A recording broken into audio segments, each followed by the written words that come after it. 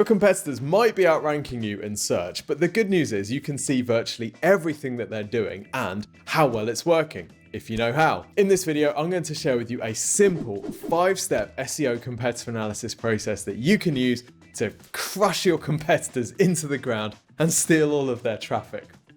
If that sounds like a bit of you, then let's go.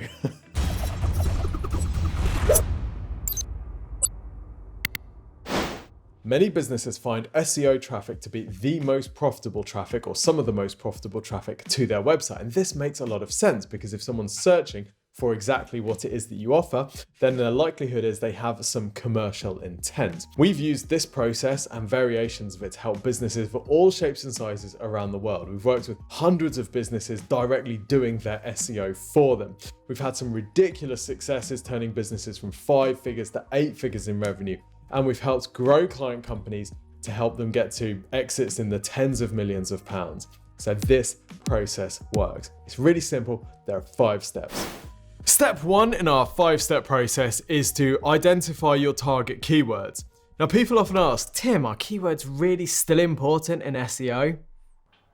Yes. We have other videos talking about how to identify your target keywords, so I'm not going to go into too much detail here. I also want to say that this process works so long as you have at least one target keyword. So even if you only know one keyword that you want to target, this process will work, and actually you'll find new keywords as you go through this process. We're going to use an example today, and I'm a romantic guy, so we are going to use the example of buying flowers online. So I'm going to imagine that I'm running Ninja Flowers. We're an online flower delivery company, and our USP is that all our flowers are black and dead.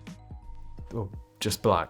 Anyway, we've got our target keyword, buy flowers online. Step 2 in our SEO competitor analysis process is to identify our competitors. You have 2 types of competitors. You have business competitors. These are other companies that are selling the same thing as you, the ones that you wake up in the night thinking about, and what our ex-army ninja Joe would call the ones on your kill list. And you have search competitors. So your search competitors may or may not be selling the same thing as you, but they are the websites that are ranking prominently for the phrases that you want to target. For the purpose of this task, we want to analyze both business and search competitors. So make a list of your top business competitors, make a list of your top search competitors. For example, the ones that show up when you type in buy flowers online. So if I was doing this for myself, and by the way, look at all these purple links. Of course, I'm such a romantic. If I was doing this for myself, my search competitors and my business competitors, Interflora would definitely be both because they do the same thing as me and they're ranking well. eFlorist, same thing, both. Those would be the same as well. Then Good Housekeeping, they are not a florist. They don't sell flowers, but they are competing with me in the search results, so I'm going to add them to my search competitors. So how many business and search competitors do you need to add? There is no clear answer here. You can go as in-depth or not as you like, but the one thing I would say is, in general with this sort of thing, you can disappear down a massive rabbit hole. Now, you don't need to make a list of 100 of each type of competitors, because the process that I'm going to show you, you'll need to run with each of your different competitors. So if you want to go super in depth, then you could have maybe 5 search competitors and 5 business competitors, or you might just want to choose a couple of each. In general though, you want to model your activity on the best in the market. So choose your strongest search competitors if you're going to copy anybody. Okay. So you've got your list of competitors, some of them are search, some of them business. What do you do with them now? It's to throw them into an SEO tool. Now, I'm going to be using SEMrush. SEMrush is an SEO tool. It happens to be my favorite. We've done other videos comparing the accuracy of stats from different SEO tools, and we found that SEMrush tended to be amongst the best. SEMrush is not a free tool though, so I understand if you want to use something else. However, we did partner with SEMrush to be able to offer you a free trial of it. So you can get a free 30-day trial. You could, hypothetically, you could run this process in your 30-day trial and then cancel before you paid anything. Totally up to you. If you want the free trial of SEMrush, it is awesome. You can go to thankyoninjas.com, sign up. You need to put your payment details in, but they won't take any money until the 30-day trial is over. Okay. Back to our process. Remember, I'm going to be doing this for buy flowers online for my imaginary ninja florist that sells only black flowers, but you'll be doing this for your business.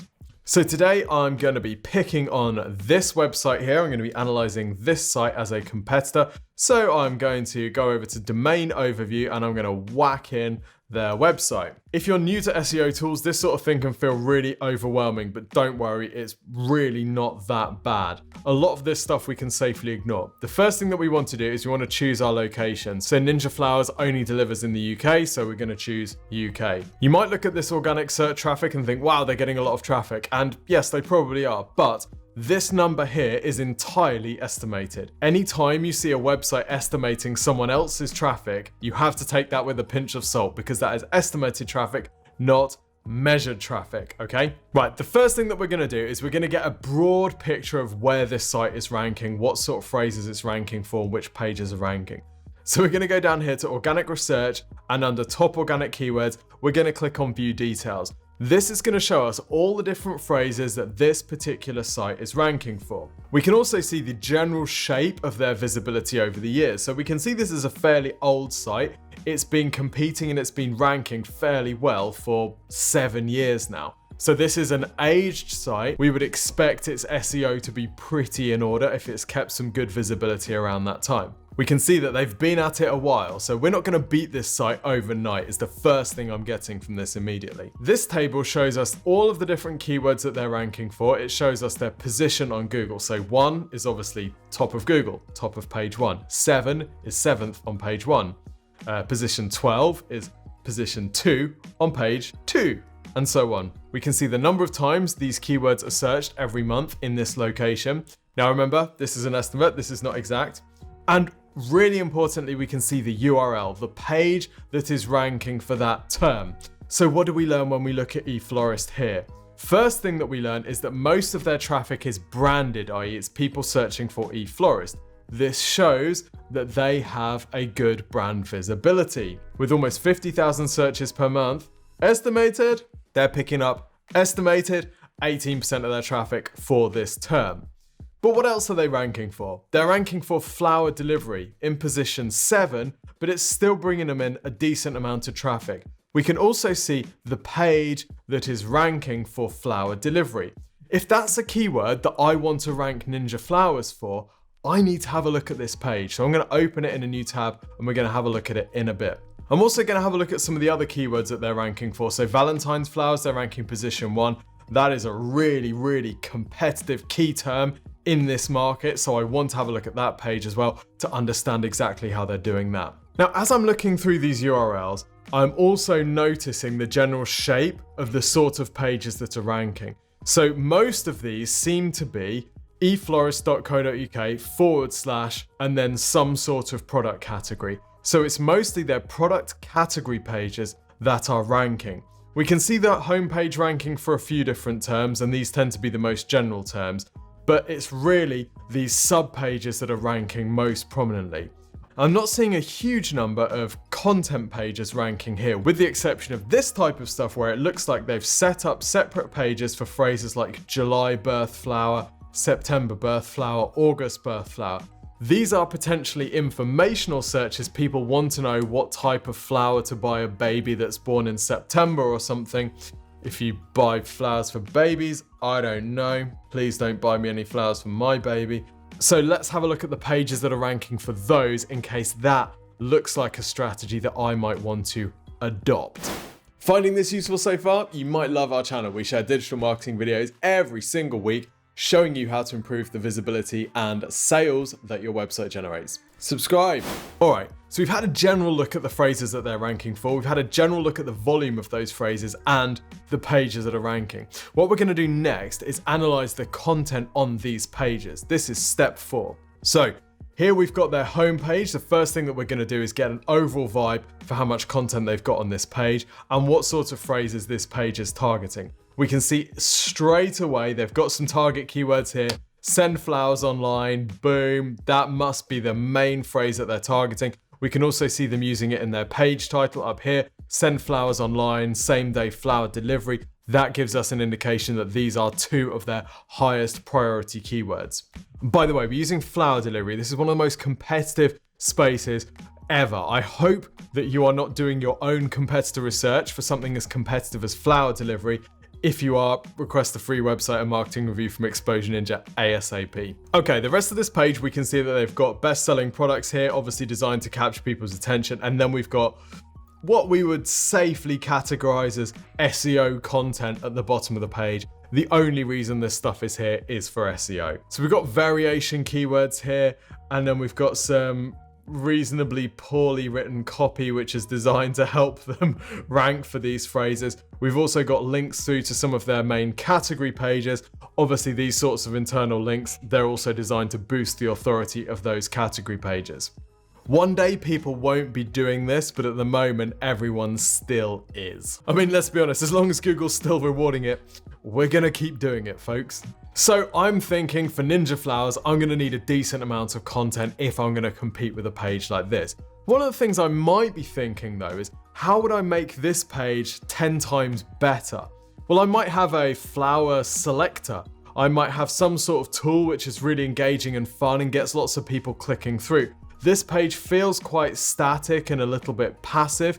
Yes, it's fairly standard, but I think on Ninja Flowers, actually, we can make something a little bit more current. Up next, let's have a look at one of these other product or category pages that was ranking. So this was the page that was ranking for flower delivery, which is interesting, right? Because this page actually isn't necessarily optimized for flower delivery. Why is it ranking over the home page? That might be something that we'll find out.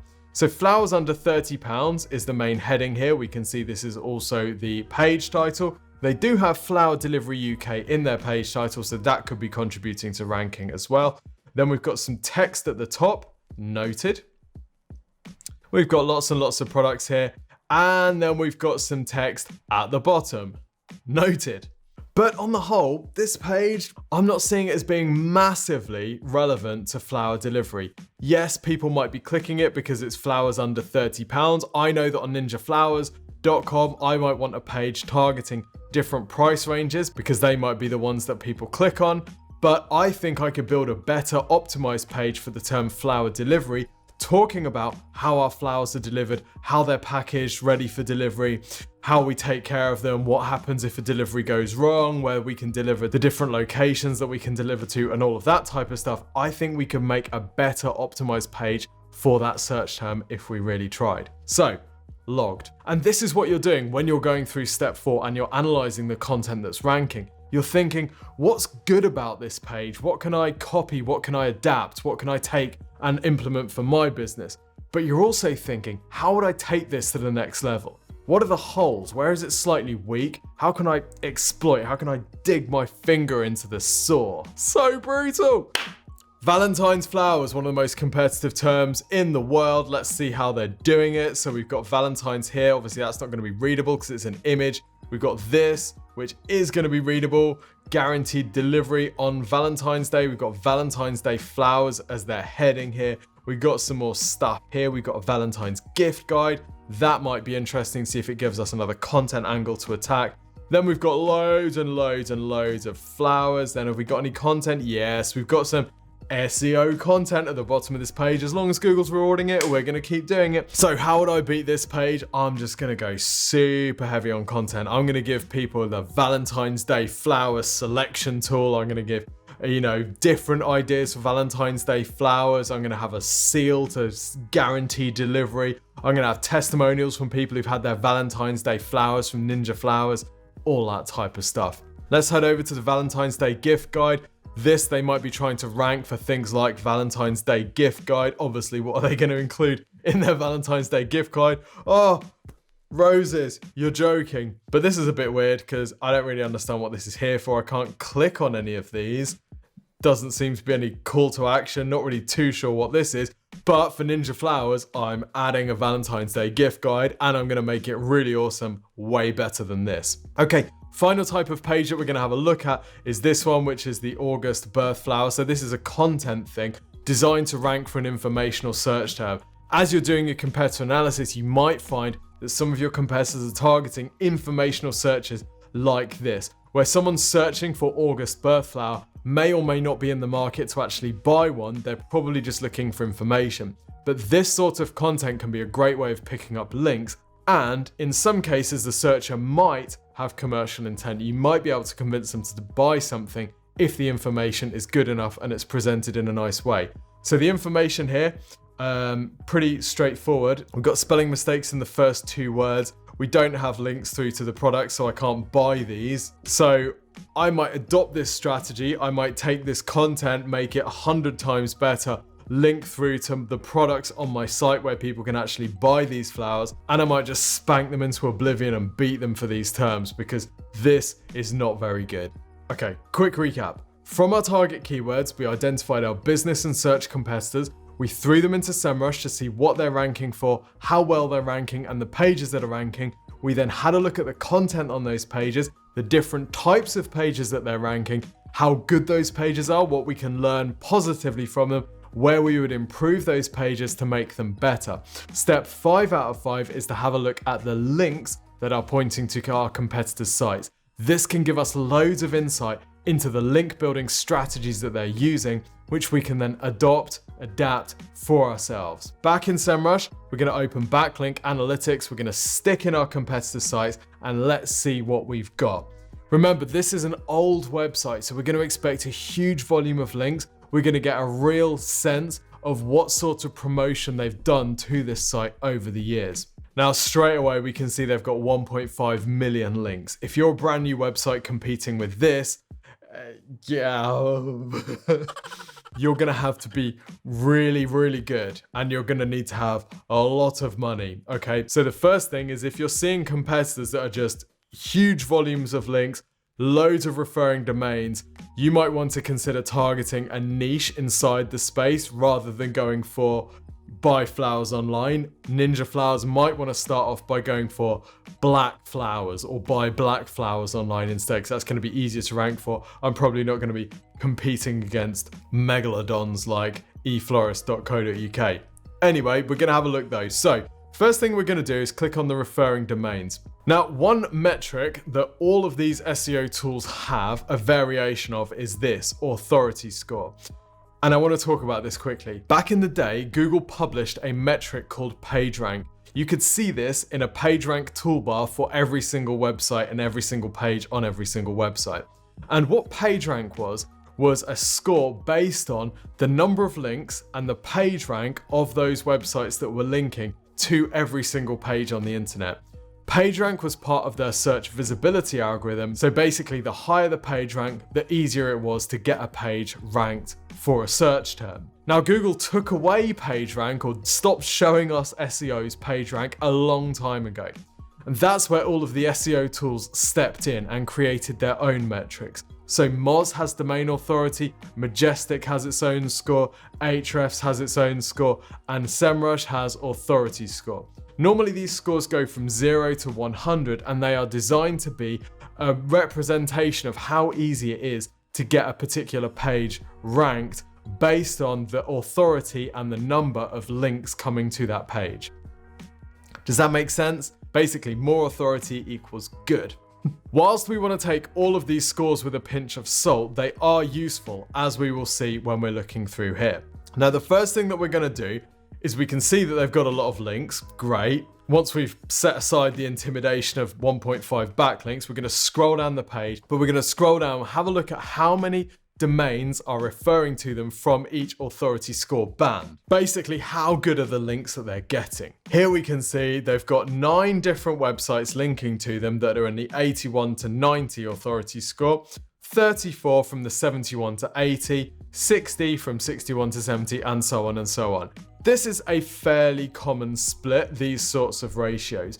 It's these higher authority links that can be the most powerful. So those are the ones that we really want to analyze first. Of course, that's not to say that there can't be value in lower authority links, but it's really these higher authority ones that we want to study first. So let's go back up to the top. We're going to click on referring domains, and we're going to order the links by authority score. This is then going to show us the highest authority domains that are linking to eflorist.co.uk. From this, we can begin to piece together what their link building strategy has been over the years.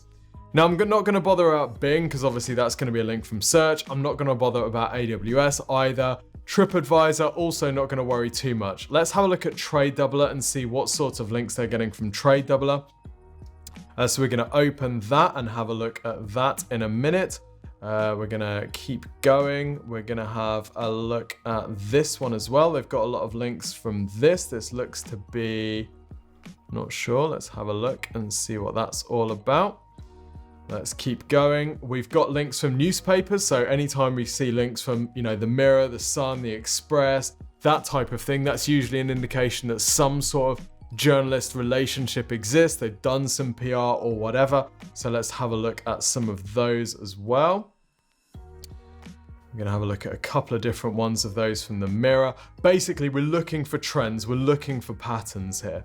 And we're looking for strategies that we can adopt. So here we can see they've got links from different areas on the Sun's website. So Sun selects money, and usually there are different journalists or writers writing for each of these different sections. Often these links can be in a different context as well. So we're going to open these and have a look at some of those too. Right, I'm going to leave it there for now because that'll probably be enough links to help us see some patterns. But with your competitors, obviously you want to have a look through their highest authority links to see if you can basically copy that strategy to get those sorts of links for your business too. Okay, Trade Doubler. This looks like a case study. These essentially look like they're a partner. Trade Doubler is probably the affiliate network that eFlorist uses. Great. So now I'm thinking for Ninja Flowers, okay, this could be a strategy that I could use. I could go out to my suppliers and the businesses that I work with. I could see who's got really high authority websites and I could offer them case studies. I could offer them interviews to publish on their website. I'd be happy to big them up if they give me a mention, if they give me a link. Strategy number 1, in the bank. Now let's have a look at this. They had a few links from this site. My Chinese has got a little bit rusty in the last few days, so I'm not going to disgrace myself by attempting to translate this live, but I'm not sure that Ninja Flowers is going to be able to duplicate this strategy, so I'm going to close it.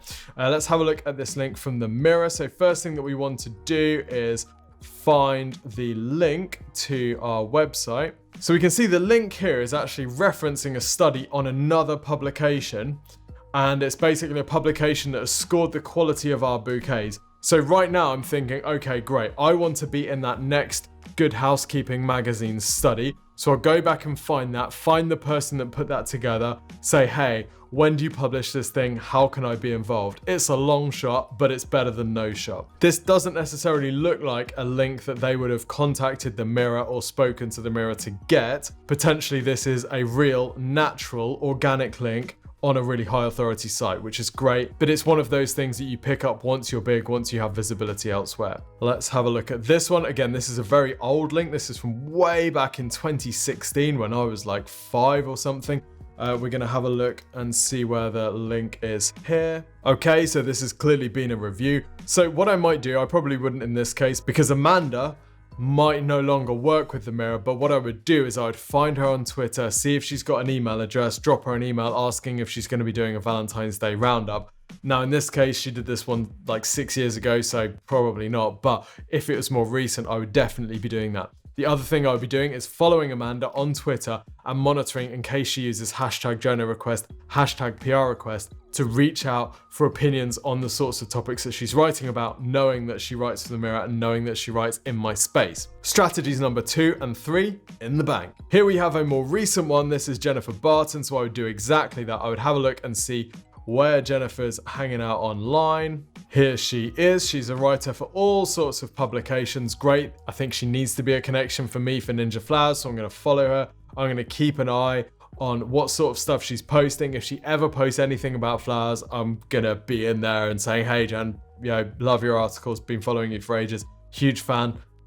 Let's talk. Now, I've also noticed this link here on the studentroom.co.uk. This looks like Best Mother's Day Gifts 2019, the best cheap but beautiful flowers. Now, obviously, value is going to be important to students. Now, I might be really cunning and use this as a bit of a strategy for my link building. I might make a list of all the student publications, and just before Mother's Day, Valentine's Day, Father's Day, I might reach out to them with articles or offers of articles about cheap Mother's Day, Father's Day, Valentine's Day gifts for students, knowing that they're publishing this sort of stuff. And then of course I would include a link to my site there as well. So as you can see, there is a wealth of information in this SEO competitor research, particularly in the link building section. You can build a really strong picture of the sort of link acquisition that your competitors have done, and then you can adapt, copy, steal their strategies for your business too.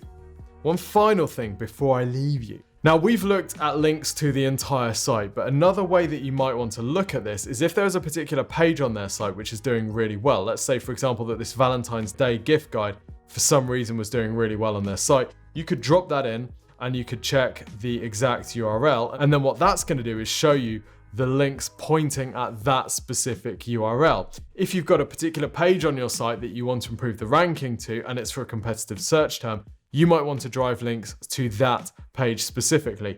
In this case, this URL doesn't have very many links, perhaps unsurprisingly, as it doesn't really look like it's finished. It's not particularly good. You wouldn't drive links to this page because you wouldn't want this page to rank. But if they did and it was ranking well, as part of my competitor analysis, I would be looking at this in more detail, knowing that this is one of the strategies I want to build into my SEO arsenal.